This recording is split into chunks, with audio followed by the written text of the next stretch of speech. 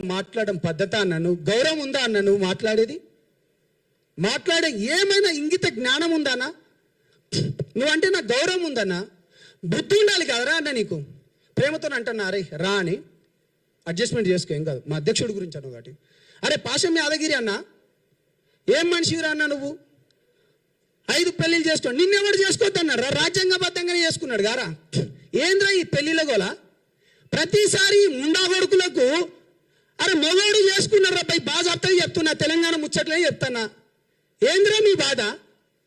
రాజ్యాంగం ప్రకారమే చేసుకున్నాడు. ఏనంటే 3 పెళ్ళిళ్ళు, అరే వేషాలు వేసేటోళ్ళు, బూడిదలు పూసుకునేటోళ్ళు. నీకు వద్దన్నమన్నా తెలంగాణ ఉద్యమంలో నేను తెలంగాణ సినిమా ఆర్టిస్ట్ అసోసియేషన్గా నేను పనిచేసిన, నేను జనరల్ సెక్రటరీగా ఉన్నా, అనేక మందికి నేను కార్డ్స్ ఇచ్చిన, నేను రియాలిటీ షో కూడా చేసిన. మరి తెలంగాణ వచ్చినప్పుడు ఇదే రసమై బాలకిషన్ అన్న అప్పుడు ఒక మంత్రిగా ఉండేటోడు 7 ఎకర్ల మీటింగ్ కూడా జరిగింది. అప్పుడు నాగార్జున గారు, చిరంజీవి గారు కూడా వచ్చింది అనుకుంటా. దాని తర్వాత చాలా మంది హీరోలు వచ్చిండ్రు. తెలంగాణ ఆంధ్ర ప్రాంతం విడిపోయినప్పుడు ఇది మీకు తెలవాలి కాబట్టి చెప్తాను. ప్రతిసారి సినిమాలు మీవి, బూడిదలు మీ తెలవాలరా భయ్. మీకు 300 కోట్లు ఉండే అప్పుడు తెలంగాణ మన తెలుగు ఫిలిం ఛాంబర్లో. అప్పుడు అది ఏపీ ఫిలిం ఛాంబర్ అని ఉండే. 300 కోట్లు ఉంటాయన్నా మీకు తెలవాలి. నేను చెప్పిన అరే మీరు 150 కోట్లు తీసుకోండి, మేము 150 కోట్ల లెక్క తీసుకుంటాం.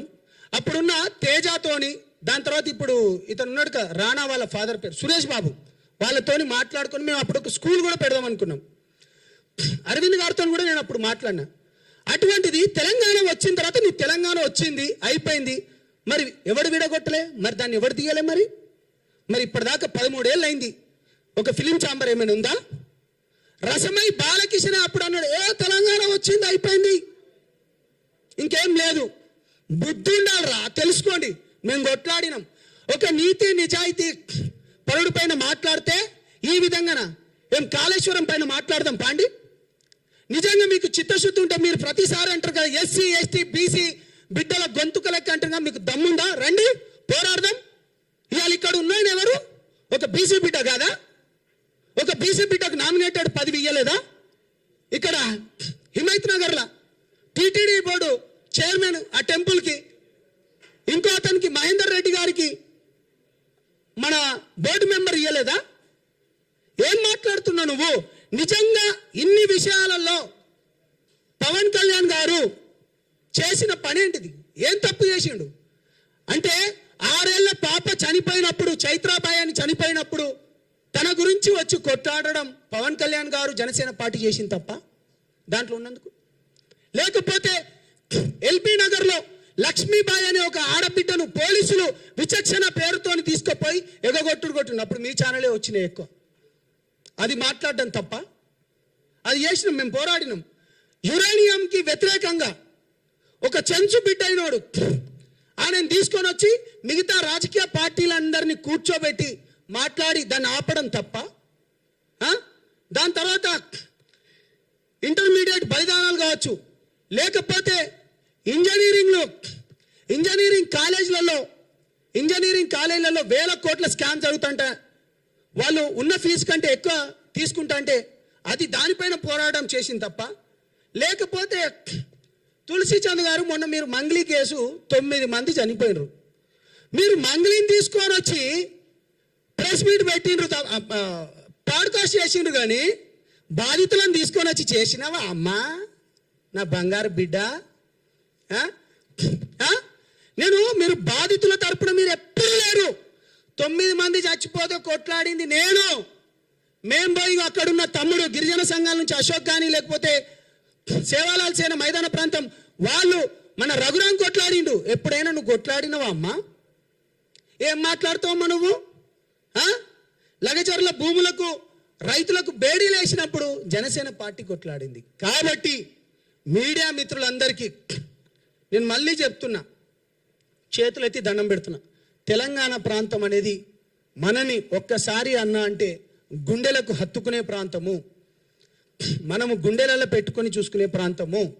అంతేగాని ఇష్టం వచ్చినట్టు అరే బక్క జడ్సన్ నువ్వంటే నాకు ఇష్టం అన్న ప్రేమతోనే తిడతాను, నీ తమ్ముడు లెక్క. బుద్ధి ఉండాలి. ఇంకా నీకంటే ఎక్కువ బూతులు బ్రహ్మాండంగా మాట్లాడతాం. ఏం మాటలు మాట్లాడినారు వెదవా? చెక్కగాడు, లేకపోతే బుద్ధుందా, తొక్కుతా అంటావు. అరే ఇది ప్రజాస్వామ్యంలో బై, నీకెట్లా మాట్లాడాలి, రాజకీయ పార్టీలు ఏ విధంగా పోటీ చేయాలో రాజ్యాంగం మాకు కూడా కల్పించింది, ఆ హక్కు మాకు కూడా కల్పించింది. కాబట్టి విశ్లేషణ పేరుతోని నేను చివరిగా మాట్లాడే ముందన్నా, మోదీ గారు భారతదేశానికి అత్యున్నత 2వ ప్లేస్లో ఉన్నది అమిత్ షా గారు.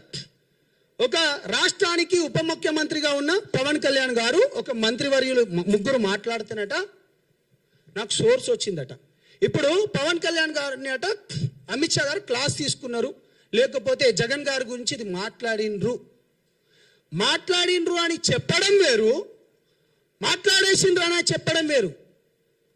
నేనేమంటున్నా, నువ్వు ఆల్రెడీ జరిగిపోయిందని చెప్తున్నా. నువ్వు పెట్టాలిగా, నువ్వు ప్రొఫెసర్ నాగేశ్వరరావు రిటైర్డ్. కాబట్టి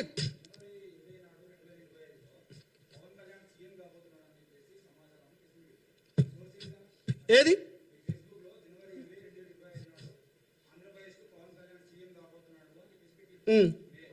అవును, బీజేపీ ప్రభుత్వంలో ఉన్నప్పుడు నాకు కొంతమంది చెప్పినన్నా, ఒక్క నిమిషం నేను అదే చెప్తున్నానా, ఒక్క నిమిషం. మీరే 100 అడగండి, 100కు 100 చెప్తా. సోర్సు బీజేపీలో ఉన్నారు. ఇప్పుడు మన ఓల్డ్ పీజీ హాస్టల్ దగ్గర మన అనేక, ఒక్క నిమిషం నేను అదే చెప్తున్నా, వినండి. ఓల్డ్ పీజీ హాస్టల్లో బీజేపీ వాళ్ళందరూ ఇప్పుడు స్టేట్ వైస్ ప్రెసిడెంట్ కూడా ఉన్నాడు, మీ అందరికీ తెలిసిందే. వాళ్ళ తరపు నుంచి మాకు వచ్చింది. ఏది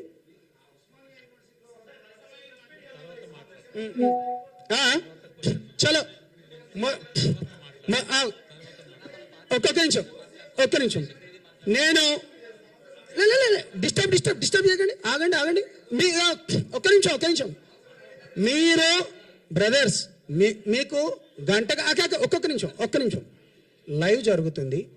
సాయంత్రం రాత్రి వరకు కూర్చుందాం, ఎక్కడా పోయేది లేదు.